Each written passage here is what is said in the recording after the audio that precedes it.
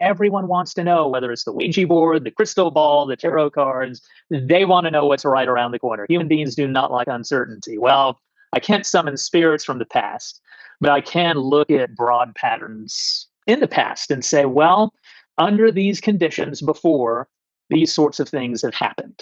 I don't take that necessarily as like, and that's what's going to happen now, but more as a, because I'm on the side of the profession that is all about asking questions. We're not here really to give answers. We do give answers when people ask to the best of our abilities, but the real goal is to ask better questions. So I like to look at the past not as a place to answer, like, what should we do next to resolve our issues?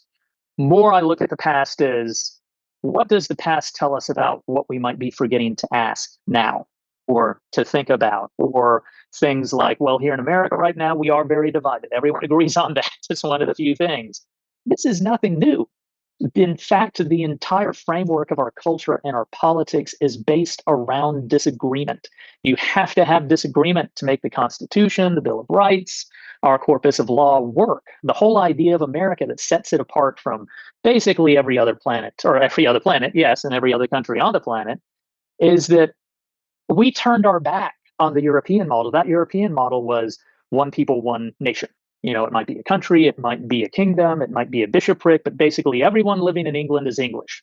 There may be 300 different varieties of English because the guys in Devon can't understand the guys in Yorkshire, but they are all English. Same for France, same for Spain, et cetera, et cetera.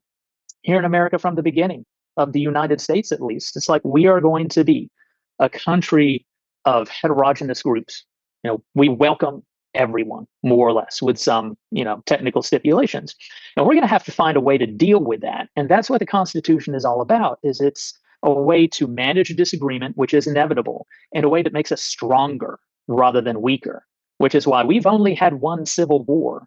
That's kind of like a huge record when you look at the rest of the planet, both countries that are thousands of years older than us and countries that are like hundreds of years younger than us. It's all baked into the equation. And looking back at the past, looking at all of the crises that we have navigated, for me, says the real question we should be asking right now is not how bad is it or how bad is it going to be, but is this not just part of what happens here in America? We've made it through almost 250 years of this, of things that are much worse than this.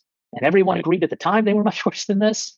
Like, there's a lot of hope to be found, both in the study of the past and in the tools of history.